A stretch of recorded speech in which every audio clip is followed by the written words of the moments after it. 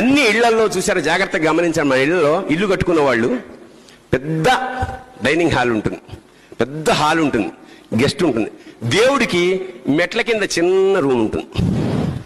ఒకవేళ నిజంగా మన భక్తికి మెచ్చి దేవుడు వచ్చేసాడు అనుకోండి, ప్రత్యక్షం, దేవుడు ఎలా నిలబడాలి? ఇలా నిలబడాలి.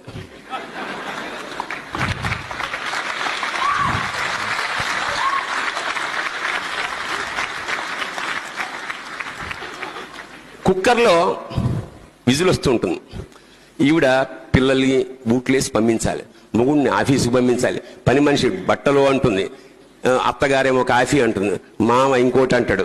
నానా నరకం అనుభవిస్తుంది. అష్టావధానం చేస్తా. నిజంగా ఆ మహిళా మనులకు చెయ్యెత్తి 2 నమస్కారం చేయాలి వాళ్ళు చేస్తున్న పనులు. నేను కాకినాడలో ఉన్నప్పుడు మళ్ళీ ఈ పాయింట్ చెప్తాను, మళ్ళీ మర్చిపోతాను, మళ్ళీ చెప్తాను. ఉమెన్స్ లిబరేషన్, అందరు లేడీసే. ఏమంటే మా మహిళల మీద పోయిటరీ రాయండి అని ఆ సాయంత్రం ఆ సభలోకి వెళ్ళా, రాశాను. మా ఆవిడికి మంత్రాలు వచ్చు. టైటిల్, మా ఆవిడికి మంత్రాలు వచ్చు. ఏడ్చే పసిపిల్లాడికి పాలసీసా అయిపోతుంది, అత్తగారి నడ్డి కింద పీట అయిపోతుంది, మామగారికి వేడి వేడి కాఫీ ఫ్లాస్క్ అయిపోతుంది, రాత్రి పడగ్గదిలో నాకు రగ్గైపోతుంది, పొద్దున్నే మా వాకిట్లో ముగ్గైపోతుంది. మా ఆవిడికి మంత్రాలు వచ్చు.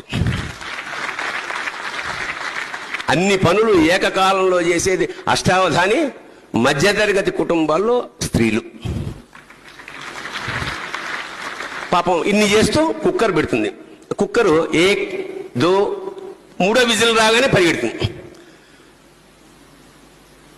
కుక్కర్ నుంచి అన్నం దింపేటప్పుడే కొంచెం టైం పడుతుంది, అందుకని ఉమ్మగిల్లాలి, తీస్తే ఆకాశం కొడుతుంది. అందుకని ఏం చేస్తుంది ఈవిడ, తీసుకెళ్లి అభిషేకం చేస్తుంది, నీళ్ళ కింద పెడుతుంది చల్లగా.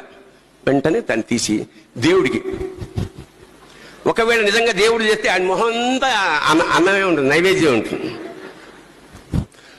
పవన్ కళ్యాణ్ మీ ఇంటికి వస్తే ఇట్లా అన్నం పెడతారా? కాదు. మహేష్ బాబు మీ ఇంటికి వస్తే ఇలాగ అన్నం పెడతారా? దేవుడు వస్తే మాత్రం ఏది చేసినా మనస్ఫూర్తిగా చేయండి, ఇష్టంగా చేయండి. ఇవాళ ఒక అద్భుతమైన రోజు మనకు వచ్చింది, రేపు మళ్ళీ ఉండకపోవచ్చు అనేలా చేయండి. లేకపోతే పరమ దుర్మార్గమైన జీవితాన్ని అనుభవిస్తున్నట్లే.